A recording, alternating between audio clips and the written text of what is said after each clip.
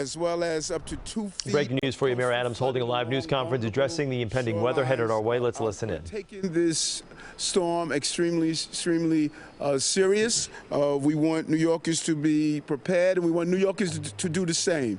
We expect slippery roads and limited visibility.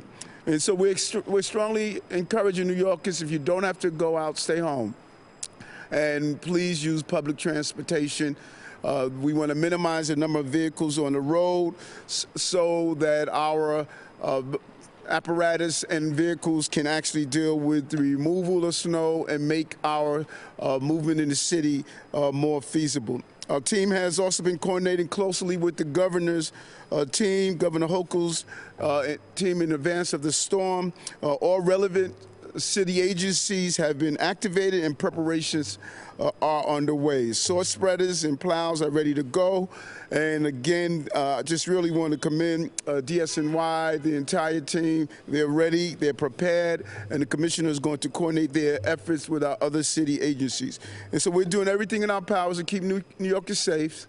We want New Yorkers to do everything in their powers to continue to be safe by, again, staying off the road and signing up for Notify NYC to keep update on winter weather. City services will continue to be available for New Yorkers tomorrow, and we will continue to serve the city. We will not be conducting any outdoor events. And again, our public schools are closed tomorrow. Actually, we're doing remote learning. It's going to be remote learning day. That's one of the things that came out of COVID-19. We can continue the educational process of our children, so they will be learning remotely. Alternate side street parking has been canceled for tomorrow, and we do have a code blue has been issued for unsheltered New Yorkers. If you see someone in need, please call 311 or 911 as appropriate. And check on neighbors, as always, to make sure that we can be good neighbors for each other. I know New Yorkers will be ready. We'll be ready. Bundle up, stay cold, stay warm. We have an election tomorrow. Poll sites are open. The poll sites for the elections will be open in Queens and in the Bronx. Commissioner? Thank you, Mayor Adams. You're going to get a more complete weather briefing from Commissioner Iskell in a few, but I will give you some of the highlights that the mayor has already touched on. We are expecting winter weather in New York City tomorrow. It will begin as rain around midnight, and it will rain for a few hours. We expect the transition to snow to happen between 4 and 7 a.m. tomorrow. There can be periods of very heavy snow, so we're expecting 1 to 2 inches of snow per hour for several hours in the morning. So as the mayor said, staying off the roads is very important. We expect the storm to taper off in the afternoon. Right now, it's looking like it'll be between 2 and 4 p.m. And of course, all of this is subject to change. We have seen this storm change a lot over the past 24 hours, so we're going to continue to keep our eye on it and brief New Yorkers as necessary. So beginning on our midnight shift tonight, thousands of New York City sanitation workers will be putting salt on every street, every highway, every bike lane in the city, and we will be prepared to plow every street, every highway, and every bike lane as soon as accumulations hit 2 inches or more. The operation will continue until all streets are clear, which will likely be hours after the last flakes fall. We have a huge fleet of snow fighting equipment at our disposal, over 700 salt spreaders and over 2,000 plows. Gone are the days of primary, secondary, and tertiary streets for salt spreading and plowing purposes. Now every street in the city is on a route, and every route can be dispatched at the same time. This is what the mayor has referred to as plowing equity in New York City. A reminder to New Yorkers that a plowed street does not immediately show blacktop, so please be patient as our plows come through and let them do their thing. Once plowing operations cease, we will turn our attention to clearing pedestrian infrastructure like crosswalks and curb cuts.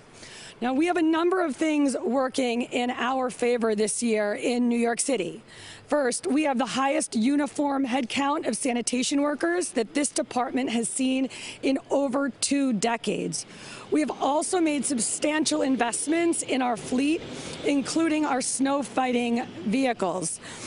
We've spent about $500 million over the past year on the upgrades to our fleet. And we also have new GPS technology. It's called Blade Runner 2.0 that allows us to surgically manage our salt spreading and our plowing operations. So our supervisors in the field from their smartphones and us at headquarters, we can see every street in the city, what has been plowed, what has been salted, what we may have missed, and then we can direct resources accordingly. To aid our operations tomorrow, we are asking New Yorkers to stay off the roads. Our salt spreaders and our plows can cover a whole lot more ground a lot faster if there are not other vehicles in their way. To that end, we have canceled alternate side parking for tomorrow, although meters remain in effect. An important reminder to property owners. Well, we got the streets, we got the highways, and we've got the bike lanes. Property owners are responsible for clearing snow and ice from the sidewalks. We saw in the last 2 snow events in New York City that the streets were very clear, but the sidewalks were pretty treacherous. We don't like to enforce these. We don't like to issue summonses and do enforcement, but we are prepared to enforce these very basic safety rules in New York City tomorrow to make sure that our sidewalks are clear and are passable. I am now going to turn it over to our Commissioner of Emergency Management, Zach Iscol. Thanks so much, Commissioner Tisch, Mr. Mayor. Always wonderful to be here with you guys. And just to start, a heartfelt thank you to all of our incredible crews who will be working tirelessly throughout tonight and the next few days to keep us safe. These dedicated professionals, including police officers, firefighters, EMS personnel, sanitation workers, and many others, are really the backbone of our city's resilience in the face of adverse weather conditions. Their commitment to New Yorkers really knows no bounds, and I couldn't be more grateful for the work they'll be doing tonight and throughout the day tomorrow around the clock. So thank you. In terms of the forecast, as the mayor, as Commissioner Tisch said, we're expecting 5 to 8 inches of snow. We'll start with rain around midnight tonight with a shift to snow sometime in the early mornings. We could see rates of 1 to 2 inches per hour. This could lead to difficult travel and low visibility for the morning commute. In advance of this, the National Weather Service has put out a winter weather advisory. We have issued a travel advisory for tonight through tomorrow. We do expect travel delays tomorrow citywide, so we encourage everybody to stay off the road, to keep themselves safe, but also, really importantly, to allow sanitation crews to do their job of clearing the snow and to allow first responders, police, firefighters, EMS to get around the city should they need to. We activated this morning our winter weather emergency plan. That means we now start coordinating with a number of agencies, including sanitation, Department of Education, DEP, DOT, Transportation, Environmental Protection, a host of others, including state partners, 311, Port Authority, MTA, and others, to make sure that we're prepared for this winter weather. Timeline, as I mentioned, one of the things that we are looking at this storm is right now there is low confidence in the forecast. That means we could see more snow, or it means we could see less snow. That really will depend upon when the shift occurs from rain to snow. If it occurs earlier, we'll see more snow. If it occurs later, we'll see less snow. We're also looking at how the snow bands tomorrow will line up. Those snow bands we can't really track until we're about an hour out. And so if we see some heavy snow bands coming into the city, that means we could see higher rates of snow. It means we could see higher rates and amounts throughout the city, but we won't know until tomorrow.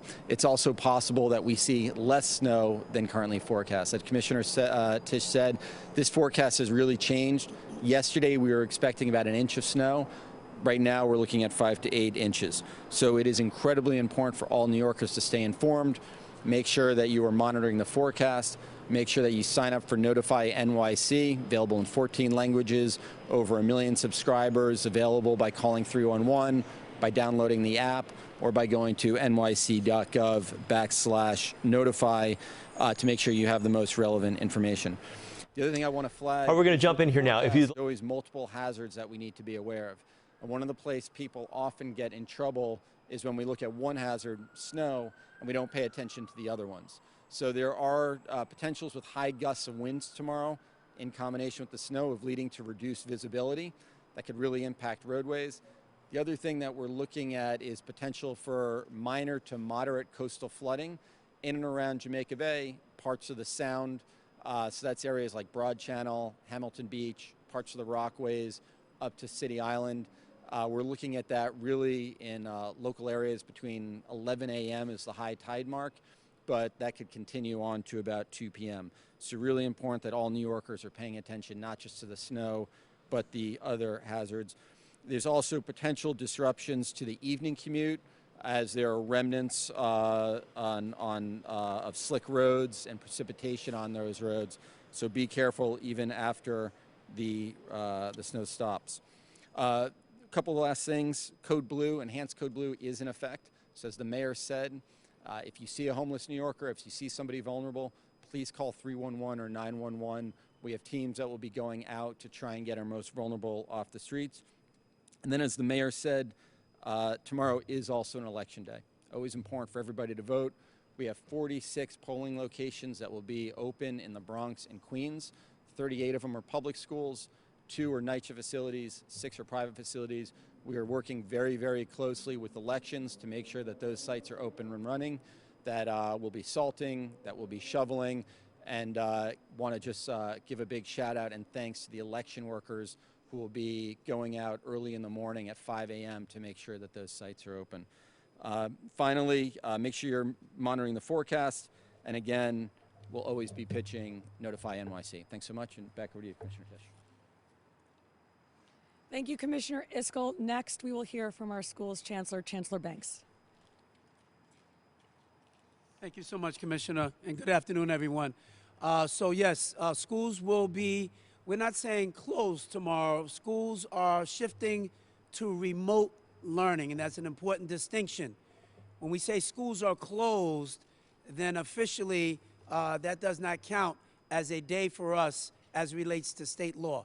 Our schools are still in session, just differently. And so the long gone are the days of just a snow day and everybody just has off. So we're going to have a big snowstorm, most likely, but our students, we expect for them to be fully engaged. It is important to note, it is what we refer to as a synchronous day, school day. And what that means is that if your child's as an example, in the 3rd grade, they will show up online with their teacher at the same time that they would normally do it in school and have a regular session of school and simulate it much in the way that it would be as if they were already in school. So the mayor and I spoke early this morning. He gave the word that we should start the preparation. We had notified all of our superintendents, our principals, teachers have now all been notified, and parents are being notified in real time as we speak.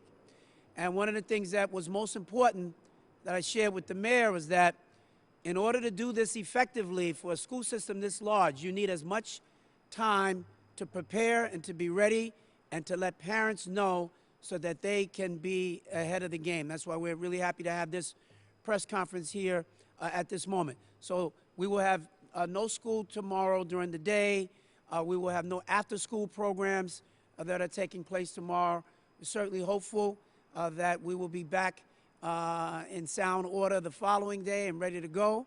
But we feel really good about this. We've taken some time as a school system to do simulations and to prepare for this. And it's one of the good things that, in fact, emerged from the pandemic was our preparedness to be ready for moments like this. And I think the school system is more than prepared. We'll be assessing our effectiveness every step of the way. And I'm really just thrilled also with Commissioner Iskel, who keeps all the city agencies informed with a heads up, and beyond thrilled with Commissioner Tisch, who I don't think the city's ever been more prepared than her and her leadership and her team to prepare for a snowstorm. And so let's get ready. It's going to be an exciting day tomorrow. We wanted to make sure that we kept everyone safe. That's the number one thing. We did not want kids to be stuck on buses and teachers having to make their way, particularly once the snowstorm happens, making their way even home.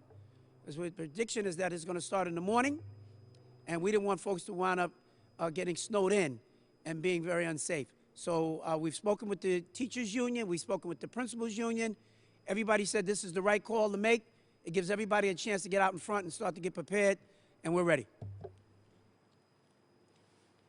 And again, thanks so much to my chief of staff who brought the whole team together and make sure the coordination was seamless as all the agencies that are involved are on alert on how we're going to be prepared for tomorrow. Charles, yep. Mm-hmm.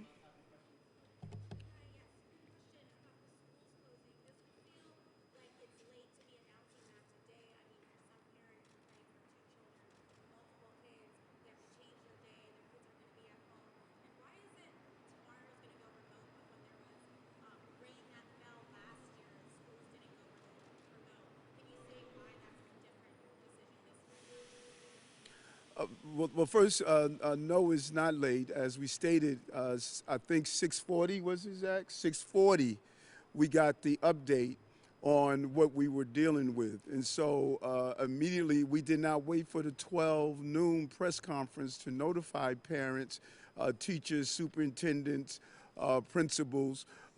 We spoke with the chancellor this morning and immediately shifted into gears. So we wanted to give the maximum amount of time so we can prepare. Mother Nature shifts. This is not our call, it's Mother Nature's call.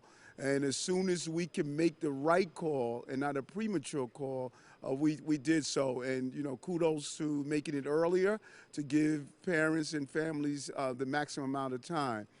When it comes down to why we didn't close on a rain day in comparison to now, these are the calls we make. We sit down with the entire team and say, we at a weather point where we need to close schools. We did not believe we were at that point when it was raining, just as we didn't believe back during COVID that we should close schools. We make the call based on the safety, preparation, and the ability to our children and families to get to the school, and we make the call the best way we can, and we did it the right way this time. Yes. Mm-hmm. Hold on one moment. Yep. Charles. Sorry, just one thing to add to that. I think one thing that also just needs to be brought up, and the mayor touched on this as well, is there's a big difference between forecasting for rain versus forecasting for snow. Snow generally, and I put a lot of emphasis on that word generally, you have a little bit more lead time in terms of the forecast. Rain is much more difficult to forecast than rain, but as the mayor said, you know, it's also different impacts in terms of the potential threats to kids. This one is something that was made incredibly early.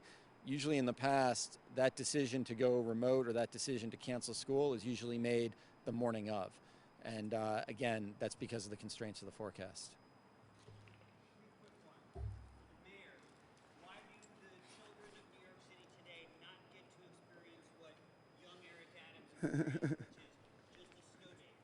you not just say tomorrow is a snow day? Well, several different reasons. That's a great question. One of the most important aspects of it is that we came into the school year with our children falling behind.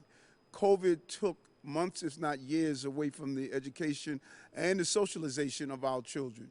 We need to minimize how many days our children are just sitting home making snowmen like I did, and they need to catch up. You know, the chancellor has done an amazing job. We're outpacing the state in reading and math, and we don't need to slow down. We need to keep our foot on the pedal. And so whenever we can use technology to do so, we're going to do so. I did not have internet or remote learning as a child. I wish we would have, but we have it. We better use it because we have to catch up and exceed where we are. So that affects all of you. Yeah, for Chancellor, really quick. There are already some message boards among parents who are saying, I'm not going through this. They can't log on to the Zoom. Can't click over here. They're getting sort of PTSD from what happened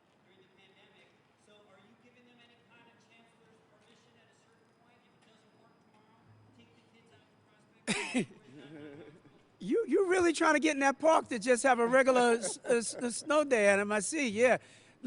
Listen, the goal here is for us to effectively be able to deliver instruction for our kids, as the mayor said. Whenever you're dealing with technology in a system this large, there are always glitches. We want to minimize those glitches because we want our students engaged. And, you know, by 3 o'clock, the school day is over. They'll have plenty of time to get out in the snow and still have some fun. So we don't want the kids to not have fun, right? I'm not a Grinch. But we do want them to be able to be actively engaged in school and get the most out of it. And the goal is to really make sure that we're getting it right. And when there are some glitches, we'll have help centers and whatnot to help get our parents through. Yeah, hold on, because I want to go back. I want to go back before Zach touch on this. Listen, snow days, my mother had to walk us to school with her arthritic knees. If you are a parent and you are not willing to navigate a computer for your child, that's a sad commentary. That's a sad commentary. Clicking on, figuring out how to navigate that, use it as a teaching moment on how to get it online and how to get it up, showing our children that difficulties come and we overcome that. That is what it's all about. So you can't tell me that mommy took me to school with her arthritic knees in a snow day and you are frustrated about lining on to a computer. That's not acceptable to me. Our children must learn. They fell behind. We need to catch up. That is what we need to be focusing on. Is that?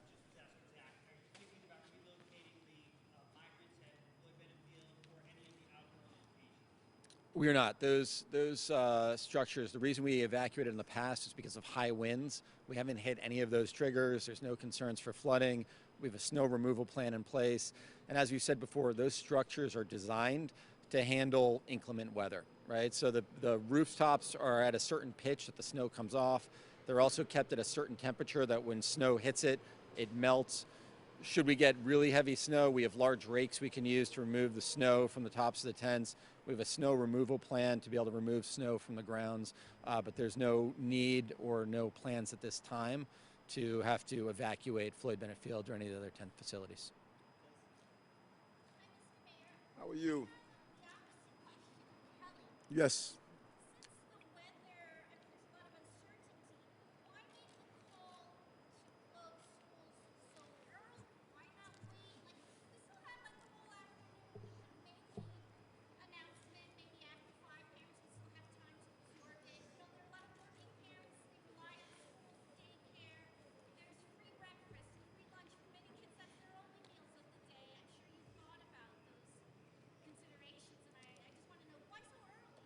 Well, you know, it took me over 2 years to reach a point where I can finally see a living example of what I stated. 8.3 million people, 35 million opinions.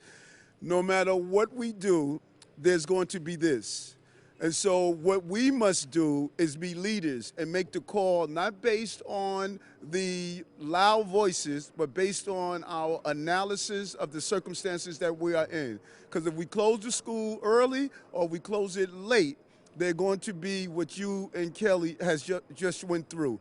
This is the team. We got to make the right calls, and we have to do what's best for our students. I remember during COVID, everybody told us close the schools, close the schools, close the schools. We did the analysis. It was a smart thing to do. It was the right thing to do. It was the safest place for our children at the time. We're doing that once again right now. And so for those who said we should have closed it earlier, or those who said that we could have closed it late, you just reinforced 8.3 million, 35 million opinions.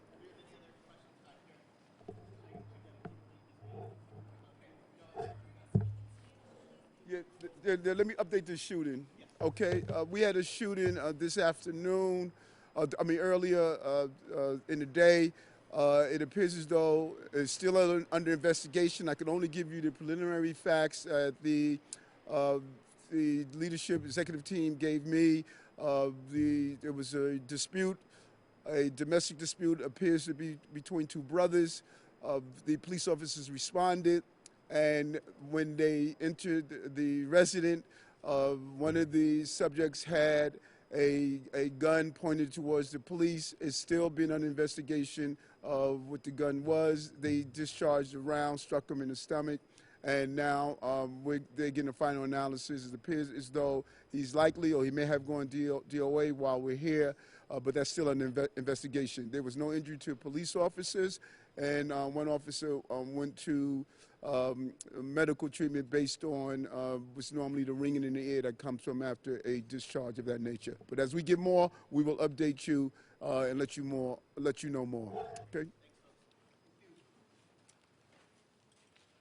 You got this.